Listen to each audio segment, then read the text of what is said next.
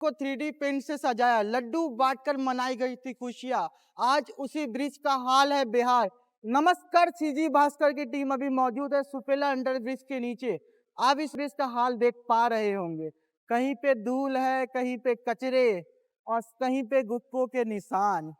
क्या सुपेला नगर निगम के पास इतना भी समय नहीं कि वो आके इस ब्रिज का हाल देख पाए? विगत कुछ दिनों पहले यहाँ एक ग्रिल लगा हुआ था, जहाँ एक ट्रक का एक्सीडेंट हो गया था, उसकी वजह से ग्रिल टूट गया था। क्या नगर निगम के पास इतना भी बजट नहीं कि वो ग्रिल वापस लगा सके और इस जगह को साफ कर सके? हमारे कैमरामैन आपको दिखाएंगे यहाँ कितना धूल लगा हुआ है। लगभग 21 महीने के इंतजार के बाद 32 करोड़ की लागत से बनाया गया था ये बीच। 3D पेंटिंग का नजारा इतना प्यारा था कि लोग इसको सेल्फी पॉइंट समझ के फोटोज खिंचाते थे। आज वो जगह आप अपनी आंखों से देख रहे होंगे। यहाँ कितना धूल डस्ट है। नगर निगम के पास इसको सफाई करने का भी टाइम नहीं रह गया है।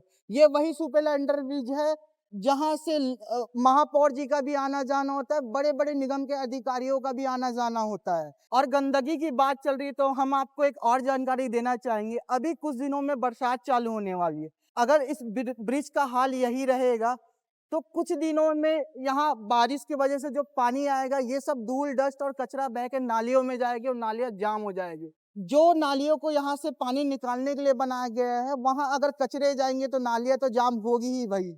अगर समय से इसकी सफाई नहीं की जाएगी तो आने जाने वाले लोगों को बहुत ज्यादा प्रॉब्लम का सामना करना पड़ सकता है। ऐसी ग्राउंड रिपोर्ट के साथ जुड़े रहने के लिए सीजी भास्कर के चैनल को सब्सक्राइब करना ना भूलिए और साथ ही साथ में लाइक शेयर जरूर करिएगा। और अगर हमारा वीडियो वैल्यूबल लगता है तो कमेंट में जरूर बताइए कि आपका क्या सोचना है इस पर।